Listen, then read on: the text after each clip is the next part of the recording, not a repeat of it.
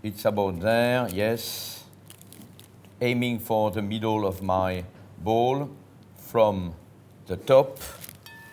And I'm going to cut this just like this.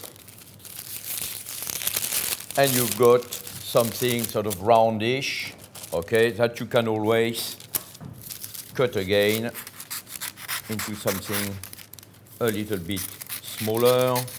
You see, quite a quick action. What you want basically is a nice covering of your pudding after it's in the bowl, okay? And you've got two, a big one and a small one. Here we go.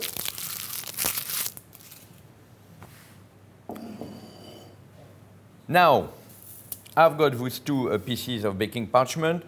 It's going to be about buttering that basin. So I have a little bit of softened butter. And I'm going to put some in my basin, like this.